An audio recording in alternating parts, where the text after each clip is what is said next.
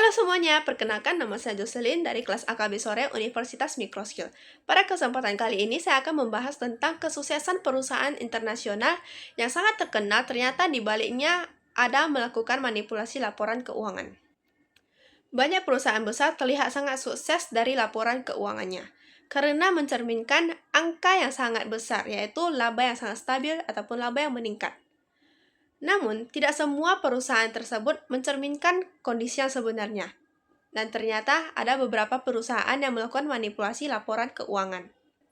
Yang pertama yaitu kasus Enron. Kasus Enron merupakan salah satu skandal keuangan terbesar di dunia. Perusahaan ini melakukan manipulasi laporan keuangan dengan menyembunyikan hutang lebih dari 30 miliar US dollar melalui entitas khusus, sehingga laporan keuangannya tampak terlihat lebih sehat dan laba yang terus meningkat. Namun, skandal tersebut terbongkar pada tahun 2001, yang memiliki dampak pada harga saham anjlok dari sekitar 90 US dollar menjadi tidak bernilai. Akibatnya ribuan karyawan kehilangan pekerjaan dan dana pensiun. Sementara para eksekutif menghadapi hukuman pidana. Kasus ini menunjukkan bahwa angka besar tidak selalu mencerminkan kenyataan dan laba yang dibangun di atas kebohongan tidak akan bertahan. Yang kedua yaitu kasus Garuda Indonesia yang terjadi pada tahun 2019 yang juga mencerminkan hal serupa dengan kasus yang sebelumnya. Perusahaan mengakui pendapatan yang belum layak yaitu sekitar 239 juta USD dengan rupiahnya sekitar 3,3 triliun dari kerjasama dengan Mahata Aeroteknologi, sehingga perusahaan tampak memperoleh laba, padahal pada kenyataannya tidak sesuai dengan yang diakui. Akibatnya, laporan keuangan harus direvisi, direksi dikenai sanksi, dan kepercayaan publik terhadap perusahaan menjadi menurun. Hal ini menunjukkan kepentingan menjaga integritas dalam pelaporan keuangan. Yang ketiga yaitu kasus WorldCom. Perusahaan ini melakukan manipulasi laporan keuangan dengan mengklasifikasikan biaya operasional sebagai investasi, sehingga laba terlihat lebih besar daripada yang sebenarnya. Total rekayasa mencapai sekitar 11 miliar US dollar. Skandal ini terbongkar pada tahun 2002 yang sehingga mengakibatkan perusahaan bangkrut dan CEO dijatuhi hukuman penjara. Hal ini menegaskan bahwa obsesi menjaga citra keuntungan dapat mengorbankan kejujuran dan berujung pada kehancuran. Dari ketiga kasus tersebut, kita melihat bahwa manipulasi laporan keuangan mungkin memberikan jangka yang pendek, tetapi selalu membawa risiko besar pada jangka panjang. Namun, ada sisi lain yang sering diabaikan oleh para pelaku, yaitu kondisi batin mereka. Orang yang hidup dari kecurangan tidak akan hidup tenang, mereka harus terus-menerus menutup kebohongan dengan kebohongan yang baru, seperti 3 kasus yang telah dibahas. Dalam situasi seperti ini, kekayaan tidak lagi menjadi sumber kebahagiaan, melainkan sumber kecemasan. Kebanyakan manusia hidup dengan kecemasan akan berdampak pada psikologisnya dan takut akan terkena dengan sanksi. Maka, biasanya disitulah manusia akan meminta perlindungan kepada Tuhan. Pentingnya memahami konsep Tuhan sebagai pelindung. Perlindungan Tuhan bukan berarti hidup tanpa masalah ataupun selalu mendapatkan keuntungan yang besar. Sebaliknya, perlindungan itu hadir dalam bentuk penjagaan hati dan pikiran kita agar kita tidak tergoda melakukan hal-hal yang dilarang.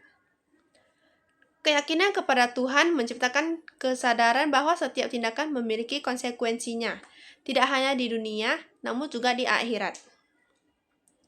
Kesadaran ini menjadi benteng moral yang mencegah seseorang melakukan manipulasi, meskipun ada kesempatan dan tekanan untuk melakukannya. Seseorang yang percaya bahwa Tuhan adalah sebagai pelindung akan lebih memilih rezeki yang halal dan jujur, meskipun jumlahnya itu tidak besar.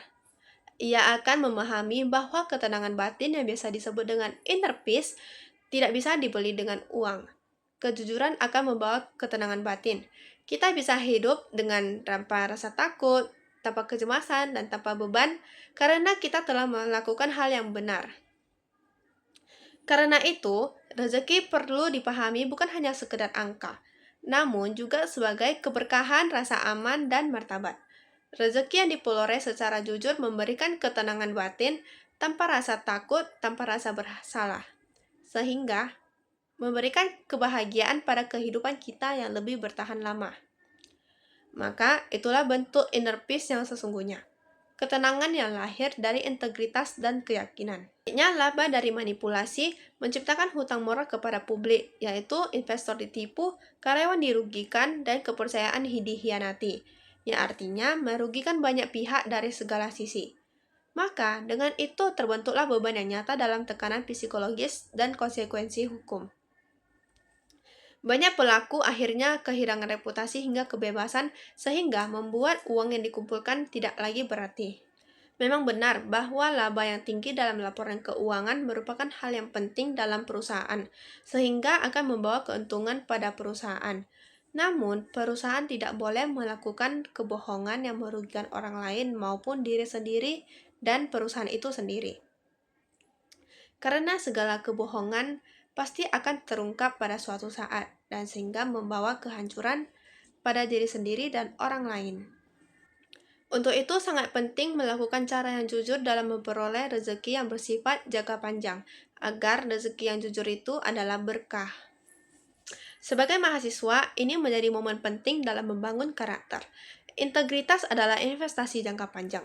Godaan jalan pintas pasti akan selalu ada, tetapi hanya membawa resiko dan kehancuran.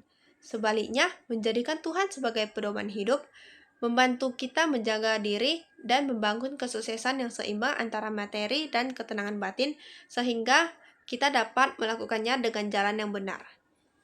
Sekian dari pembahasan saya. Jika terdapat kesalahan kata, mohon dimaafkan dan saya mengucapkan terima kasih.